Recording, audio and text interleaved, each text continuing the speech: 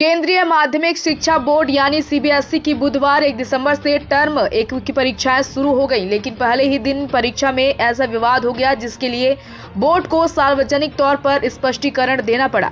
यह विवाद 12वीं क्लास के सोशियोलॉजी समाजशास्त्र के पेपर में पूछे गए एक सवाल को लेकर के हुआ। इसमें छात्रों से उस पार्टी का नाम बताने को कहा गया जिसके कार्यकाल में 2002 में गुजरात में मुस्लिम विरोधी हिंसा गुजरात वायलेंस हुई थी। क्या था पूरा सवाल? न्यूज एजेंसी पीटीआई के मुताबिक सोशियोलॉजी के प्रश्न पत्र में गुजरात दंगों से जुड़ा यह सवाल ऑब्जेक्टिव टाइप यानी बहुवैकल्पिक था। सवाल में यह पूछा गया था कि वर्ष 2002 में बड़े पैमाने और मुस्लिम विरोधी हिंसा किस सरकार के शासन में फैली थी।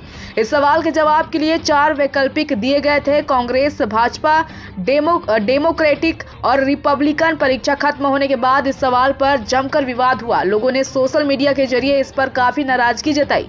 कई लोगों ने सीबीएसई बोर्ड को कटघरे में खड़ा करते हुए उस पर बच्चों के दिमाग में सांप्रदायिक हिंसा का जहर बोने का भी आरोप लगा दिया।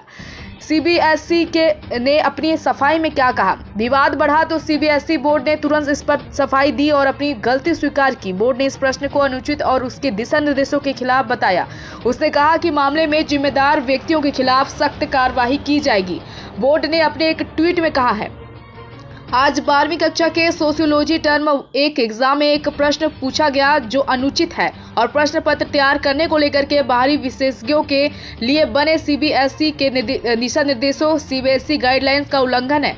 सीबीएसई इस गलती को स्वीकार करता है और जिम्मेदार व्यक्तियों के खिलाफ सख्त कार्रवाई करेगा। पीटीआई की एक रिपोर्ट में पेपर बनाने वालों के लिए बने सीबीएसई के दिशा निर्देशों के बारे में भी बताया गया। ये दिशा निर्देश साफ तौर पर कहते हैं कि एग्जाम पेपर में सवाल केवल एकेडमिक ओरिएंटेड होने चाहिए और ये सभी धर्मों और वर्गों को लेकर के तटस्थ होने चाहिए। दिशा निर्देशों यह भी कहते हैं कि पेपर बनाते समय ऐसे किसी भी विषय को नहीं छूना है जिससे सामाजिक और राजनीतिक आधार पर लोगों की भावनाओं को ठेस